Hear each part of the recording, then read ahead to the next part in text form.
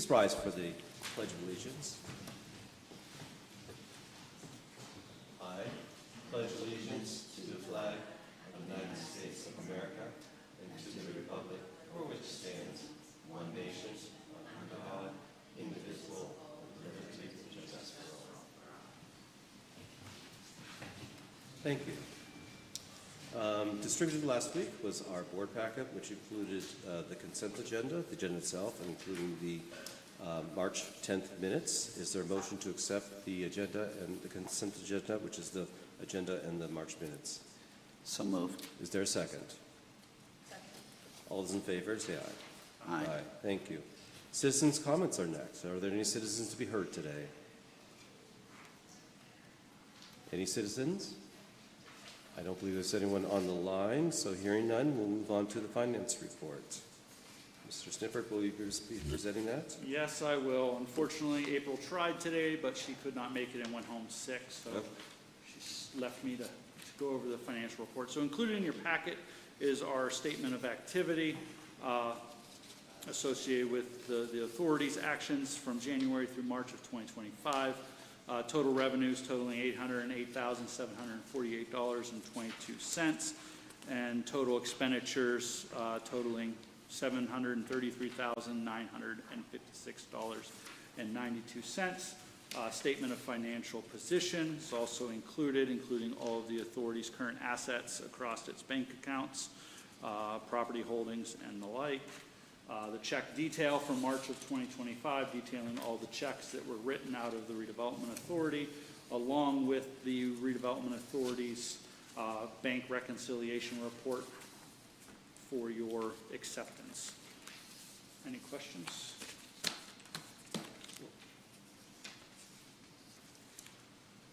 Any questions for Mr. Snippert? No. Hearing none.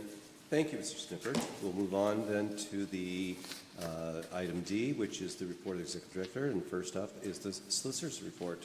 Good afternoon. Good afternoon, Board. It's nice to see you. It's nice to be here. You would have received within the board packet last week the chronology of the items that are to be reported today. Number one. That's been ongoing. We have put out a proposal, an amicable resolution on this one. It was never signed. Time expired. So what we did is we paid back due taxes, paid the municipal liens, and submitted the balance of the amount to the attorney, made payable to that attorney. We had previously tried to enter into an agreement directly with the prior homeowner, and they dropped off the face of the earth. Yeah. So what I wanted to do was twofold. Was to make sure that the attorney was going to be taken care of for the time that they had, but then putting the burden upon that attorney to find his client to get him paid the net difference. So that's why we followed that procedure with regard to number one. Number two is, and if it's okay with the board, I'm going to go down and identify them as number two. It's their numerics on the left instead of the full addresses. Number two, this is another distribution we're going to make. We have 2 adults and we have 2 minor children. We have reached out and have talked to the adults and the guardians for the children. So we have in process, we'll be distributing here very shortly, the checks to the adults and then opening up 2 accounts at Marquette Savings Bank for the minor children. Again, the guardians for the children are okay with that. They would actually prefer that. So that's making everybody happy. I'm delighted to report, and you would have received the report on number 3, and it has been radio code silent with regard to that since that decision. Number 4, demolition again has been scheduled. That's a process where bids are being taken and received, and that process done. The industrial lots, which we've talked about over the past couple of months, Again, what I did after the last meeting is I took those title searches on those 5 properties. And again, I kind of took the laboring oar because we were hoping to get this done by year end. But what I did is I put together the deeds from those property owners. And there are a couple of different property owners because there's 5 industrial lots, and we want to make sure that we're making sure that the right party or entity is conveying it to the redevelopment authority. So I put together the deeds, submitted them to Attorney Fessler. He was to speak with his representative on Tuesday, have not heard anything. I'm gonna email him, and we'll CC Aaron either tonight or tomorrow. It's been a week to find out where it is. We just need to know what they're doing, where they're going, and how they're going to get there, and how we can be a part of it, if at all. But what I wanted to do was I wanted to prepare the deeds so that I wasn't relying upon their local attorney to do it or their corporate attorney to do it. So I wanted to do the deeds in a way that would be acceptable to me as the solicitor for the redevelopment authority. So that is done. We're waiting to hear on that. Number 6, again, there are 2 proposals that have come in for properties for the county of Erie. That's almost kind of a wait-and-see situation because we need to be sure that the county of Erie process is followed properly with regard to the acquiring of those properties. So once we have all of that, then we'll know a little bit more on how that's going to happen and when, quite frankly. Number 7 is a pleasure to report and to, after this month, take off my memorandum and my list. This is a success story. It's taken a while. You'll see that the agreement was originally entered into December 4, 2023, but then all the work was done, all the inspections were done, so as of April 3, 2025, a certificate of completion was filed, and we have now washed our hands of it. So this is again evidence that what we're doing and our expectations are fair and reasonable and can be done. Okay, so the pushback that we get, to my point, is really unwarranted because here is a success story for 717, 719 West 5th Street. Number 8 already needs to be modified a little bit. There are now 13 properties that are candidates for eminent domain. We've ordered the title searches or the bring downs. And here, and to give the board a little bit more of a background as to how it was handled in the past, that is not going to be handled that way going forward. We would have filed these in bulk, and then we would have resolved some of them, but then have to carry on with other ones. So when we were filing them in bulk, the caption was huge. It was a kind of a learning curve. The caption was huge, but as I'm in court, we're striking off certain ones, and we're trying to get the court to focus on one of, for example, 23 that I filed at one time. Huge mistake. Not doing that anymore. So what we're doing is we're getting the title searches on all of them, independently analyzing and say, okay, these really don't have any problems. These just have lien problems that we think we can get rid of. These have maybe old mortgage, people who've passed away, and other problems. So we're going to break them out that way so that we can get through the ones that are the easiest and prioritize the ones that are more difficult. Because the court, I'd walk into court and they'd go, Gene, which of the 23 are we here for? So I thought that it was more cost efficient to do it that way and that I could expedite things that way. I was wrong. So we've regrouped that to do it in that priority. So there's 13 of them. So we've ordered the title searches, and then by next month I'll be able to tell you, okay, here's how I've categorized them and how I've tried to address them. Again, we're working out situations with both Erie Waterworks and also adult probation. So that that addresses a lot of the municipal liens and the county liens. So we're hoping to expedite these. So with that's my report. If there's any questions, happy to address them. Madam Chairman, I do have a question. Yes, sir. Relative to number 3. Is there a time limit on the appeal for that particular decision?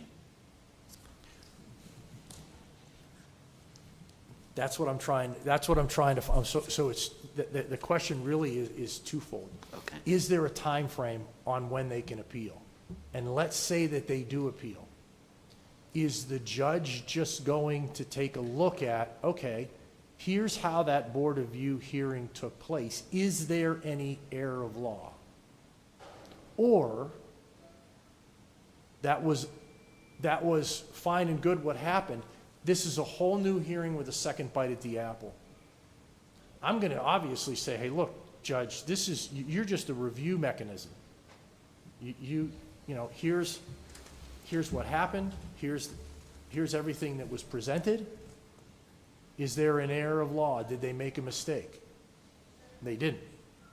So that's kind of why I'm waiting to hear, and I am looking at what that process is.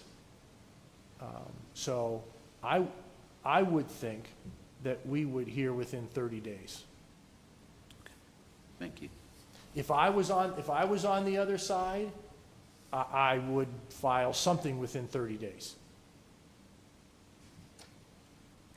I think that would be reasonable and expected. Do I have statute to confirm that they just have 30 days? I don't at this point, but that's one of the things we're working on right now. Okay. Mr. Tobin? Yeah, I have a question with respect to the condemnation actions. So if we're not filing the condemnation actions in bulk, is it going to be a separate civil action for each property then? I'm hoping to keep it to like groups of 3. Okay. Something like that. Yeah, because there's some efficiencies in terms of doing the bulk. Because I know that that's one of the beauties of I don't know if it's the eminent domain code or the Redevelopment Authority Act, because the costs of filing plus costs of advertising. Yes. So yeah, I'd be interested to see and kind of monitor those expenses relative to doing it in bulk, because I do feel your pain in the sense when you're having 20-some properties that are listed in a complaint. To try to drill down on specific properties is difficult. Yeah, and it was, I was a little aggressive going, hey, let's go. The one filing of 23, even the advertising, I'm going, I can't have it. Like, this can't be a savings when my advertisement was almost a full page, in the Saturday newspaper. I'm thinking, it was just raising all types of red flags with everybody else going, Gene, what are you guys doing down there? What chaos is this? So I was thinking that if I had 3 to 5 that were similar in nature, that I would do it that way. I'm not going to do it individually. Okay. But not at a massive scale. Right. So you're looking for commonalities and Yes. lumping those together. That makes That's sense. exactly Okay. right. That's exactly right. Thank you. Anyone else? We're good. Thank you so much. Really appreciate everything you're doing, particularly, I imagine the industrial lots are extra tricky to work through with title issues and what have you. They are, but we're hoping to find out here in 30 days, so I appreciate the opportunity. Sure. You're Thank still you. smiling, so that's good. Yeah. Keep smiling. Thank you so much, and I think it's over to Mr. Snippert then. Thank you very much. Included in your packet and provided to you last week is the Executive Director's Report for April 2025.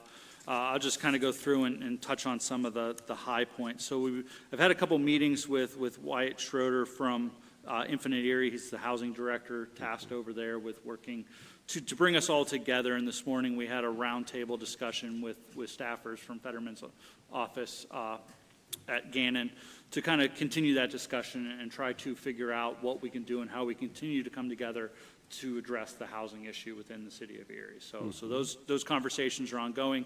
I'm touring Wyatt through Cameron Road property tomorrow afternoon, just as a continuation of our conversation about how they can help us. And essentially, some of our conversations have been based upon what can Infinite Erie do to assist the authority and the Erie Land Bank. And really my direction was help us with capacity, because essentially we're trying to do everything else we're doing, and keep those going, but we don't have the time or the ability to bring somebody in to focus directly on working on the development piece and helping the authority build that. So certainly those are the conversations we're going to continue, and as they continue to meet with all the, he's kind of on a road tour around the area, meeting with all the different neighborhood groups and other agencies that focus on housing, and so then we can convene hopefully our housing delivery teams that we had a couple years ago when Infinite Erie first came out, and we had that Erie's Inclusive Playbook and all that buzz going around. So it's good conversations going on there. Work with the land bank is still ongoing. We're working with Baker Tilly and meeting with Zachary, who's working on behalf of Blackbaud. PA Council of the Arts, that's continuing to ongo as part of the East Bayfront Greenway Trail. Continue to work with the Pennsylvania Association of Housing Redevelopment Agencies on the professional development, really working on some interesting things and a dedicated track on board development for the annual conference that's held every October. So I'll keep the board up to date as soon as we detail that. It's really, we're looking at 2 straight days of sessions dedicated for board members and really board member training and stuff like that. So really exciting, and I hope we can really pull it together with the partners that PARA has. Met with the Christy Martone, DECD Northeast Regional Office, to work on how we can work with the Erie Neighborhood Growth Partnership, and we're looking at completing a SPP application for the Erie Neighborhood Growth Partnership. Our first big project is going to be accessory structure demolition, along with a couple other initiatives that we have, and Tracy's been working on those, and so she definitely worked to get that meeting scheduled for me, so I appreciate that. Community engagement, visibility, March 27th, we had a mayor's press conference at Erie Bank. The city of Erie worked with Erie Bank to get some funding and some initiatives going to utilize and help drive the investment and development on Erie Land Bank lots. So went there and represented the Erie Land Bank. Attended the Cateco demolition announcement at 111 West 11th Street, which is great to see. I know that was a property that the Land Bank had on their radar back when it went through judicial tax sale, but it was still early on, and we weren't quite sure how we wanted to address a commercial property. So it's good to see that's finally moving forward, and that long vacant building in the middle of that block is going to see some much-needed development. So working with the PA Land Bank Network and the Housing Alliance to develop some training sessions for the PARA conference in June, and then the Homes Within Reach conference in December to represent the Redevelopment Authority and the Erie Land Bank in that effort.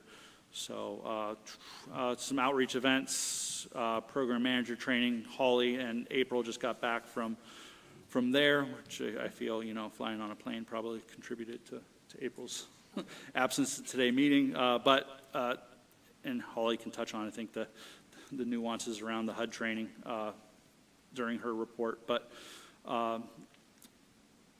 yeah, that's about it. So welcome any questions or comments the board has.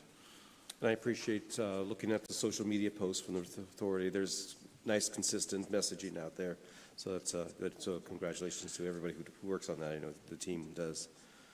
Yeah, no, and I appreciate that, because that was one directive toward as a staff, this year is I wanted to make sure that we became more visible on what involvement the Redevelopment Authority has on projects. And there's so much that goes on within the city of Erie that the Redevelopment Authority had its hand in, hand on, or whatever the case would be in some facet through the years, and I can name off all the numerous projects and the downtown initiatives and such that the Redevelopment Authority is in. So certainly we want to make sure that we're as visible as possible with the activity that the authority has had and will have in the future. So, Any questions for Mr. Snifford? Hearing none, we can move on to our agenda under unfinished business. So I think Holly's the star of our show, right, Ms. Cook? Are you ready to deliver housing rehab report, right? Yes, sir. Hold on. Sorry, short person at work here. No pressure or anything. Right. Thank you, sir. So we've been holding a whole lot of contract closings, which is good to see. That means projects are moving, and hopefully we'll get really moving as the weather consistently improves. Rather. Our old lead grant is right where we want it to be.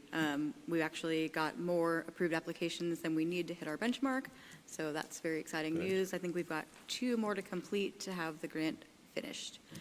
And then the new round of grant funding for the lead program, everything's done, signed, submitted. We're in the mandatory 15-day HUD waiting period, assuming nothing goes sideways there. We're scheduled to have a release of funds on or about April 28th.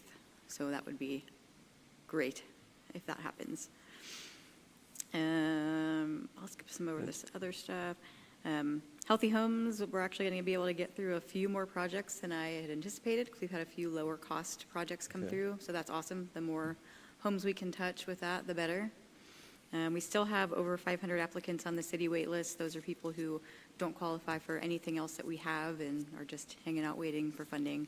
So roughly $12 million worth of work, if you're wondering. I was wondering. Yeah. Any chance, is there any reallocation of any other funds, either with the city or the county? Have we done any outreach or any of those possibilities? There's nothing more available. Okay. Yeah, and these are ones that, we've already vetted to see if we could get them through, the lead program or something, and they cannot. So as of right now, we would need an infusion of about $12 million to address the waiting list, just for the city waiting list. Okay, wow. And then moving on to the county, the whole home program is really picking up now. Now that we can process applicants from Mill Creek, Fairview, Harbor Creek, we're busting those like crazy. And of course, as weather becomes more favorable and conducive to exterior work, those will move a little faster. We actually have some applicants going for McCain CDBG, which is huge. And in addition to those city wait lists, we've got over 80 applicants on the county wait list. So have a few potential new contractors who are expressing a little bit of interest. So we're trying to see where those go. I'm trying to get one nailed down for a meeting to come and meet with us. He's actually from Titusville and is interested in coming up to do work possibly. So. And the supply of contractors is otherwise still tight, or is it improving, or? Which one? Contractors in general. Oh, God, I don't know what I thought you said. I'm sorry. We've I'll got enunciate. roughly 15-ish that bid on projects, still 4 for lead. We do have a lot of interest in, from 5 different parties about getting their lead supervisor, which could potentially lead to more firms being able to bid on lead jobs, which would be massive. That's really what our goal is with all these training classes we offer. And hopefully, as the ECATS construction trades grows, hopefully we'll maybe start getting workers in the community from them. As such, we did have another successful EPA RRP class held at ECAT on the 28th. 11 new individuals completed that certification. And we had a nice mix this time of ECAT students, their trade students, landlords, contractors, and a property manager who's also a real estate student. We've got all our classes scheduled out for training for the year for RRP, as well as lead worker and lead abatement supervisor. So that's nice. We have a whole year planned. And then, as Aaron said, April and I had the privilege of attending semi-program manager school last week. So we found out just days beforehand that the HUD staff was not permitted to travel at this time. So they encouraged us to still attend. It is a co-hosted event with the Building Performance Association. They host the National Home Performance Conference, which Program Manager School has been attached to these last few years. So they encouraged us to go. There was still value. It seems as though maybe HUD had arranged to have some other people present some of the things they had planned on presenting on in their stead. So there was still value in being there. But it looked a little different than usual, which, I mean, there's some benefit. There were some conversations, I think, and points addressed that I think sometimes people are not always comfortable addressing with HUD staff in the room.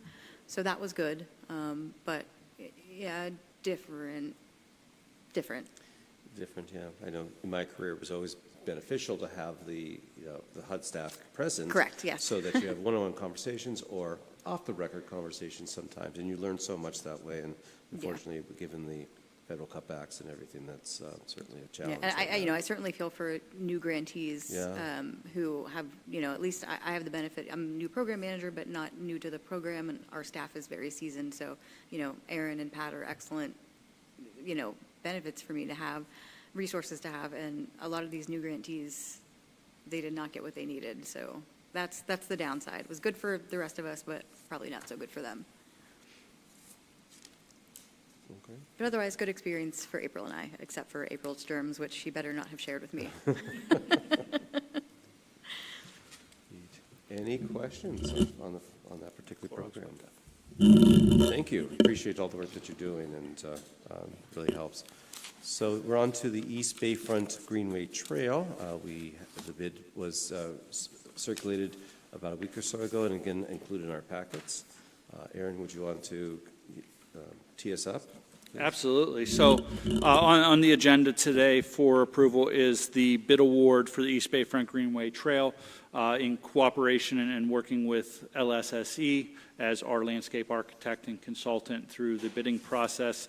We put it out to bid early, or it was early in March, around about the 1st of March. We received 5 bids on the project from various range of entities, with the winning bid being Cronin Enterprises LLC at a total of $575,464. They came well recommended by LSSE, who has had them work on other projects down around the Newcastle, Pittsburgh area.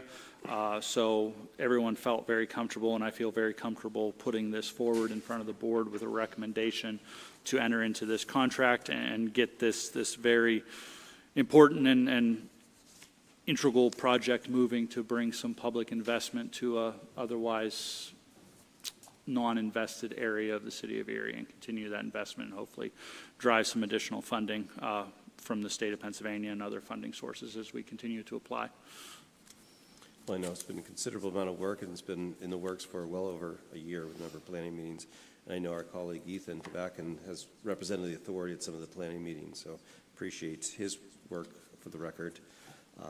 Were there any questions on the bid proposal or anything since we've discussed?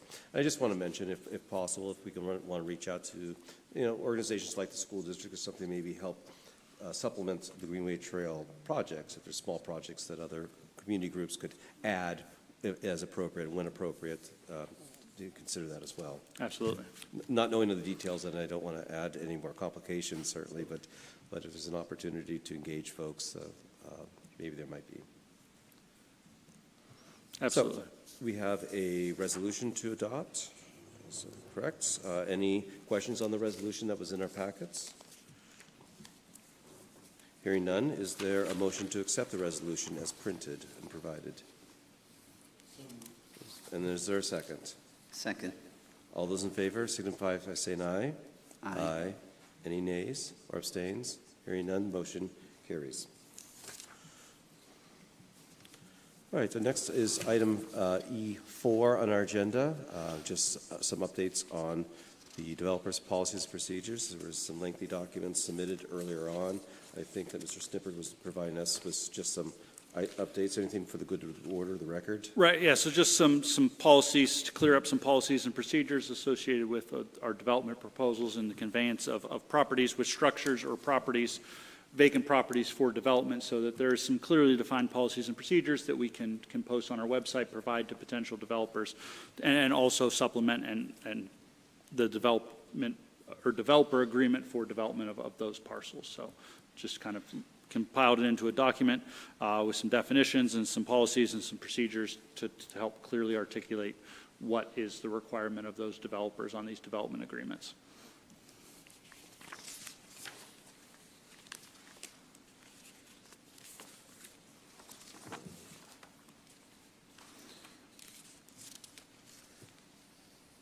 Were there any questions or observations? I know we've seen these a few times before. I think these are the most recent, and just, were you looking for a motion to accept these, or is this just for informational Just for purposes? informational purposes. Okay, very fine. All right, we'll move on then to item number 4, which is a property developer proposal for 720 Wallace, submitted by the group representing the East Side Renaissance, and I know there's a few folks involved in that. Right, yeah, so the East Side Renaissance, as you said, put in this proposal, 720 Wallace. It was a condemnation acquisition under the ARPA Blight Mitigation Program. It is a property that resides within the East Bayfront Greenway Trail area and that East Bayfront neighborhood. It's a stable property, and certainly East Side Renaissance being an organization that is focused on the revitalization of that Parade Street corridor and the neighborhoods that flank that corridor. They had received some funding to facilitate the rehabilitation of these properties. They have a very detailed plan as far as what they would like to do. They're developing some of these properties they're acquiring into home ownership opportunities, other ones into rental investment opportunities, but essentially to try to work on affordability, but also to provide that investment of revitalization within the neighborhood and continue along, side by side with our mission for neighborhood revitalization. So their proposal, and as with many other ones, certainly they're a neighborhood organization, in essence, focused on neighborhood revitalization, so we want to support them, and so that's why I feel comfortable putting this proposal in front of the board for acceptance for them to enter into a development agreement with the redevelopment authority. And I think that they've done a good job in surrounding themselves with professionals to help support the efforts and everything. So it's a plan, part of a larger plan, I think, that is well thought through and supported. So I certainly don't have any questions and would recommend us considering it. Gentlemen, ladies, anyone else have any questions or comments? All right. And no action is required at this point, right? I need the board to accept their proposal. Forgive me, you did mention that earlier. So is there a motion to accept the developer's proposal as presented to us? So moved. Is there a second? There is a second. Thank you. All those in favor signify by saying aye. Aye. Aye. Anybody opposed? Any abstains? Hearing none, motion carries. Item E, any other business? Is there any other business to conduct for the good of the order? That is all I have. Friends out in the audience, any business? Monkey business, anything? No, kidding, okay. Hearing no other business, any announcements? Everybody doing okay? Happy Monday. Thanks for everybody's work, appreciate it. With that, we'll adjourn. Thank you so much.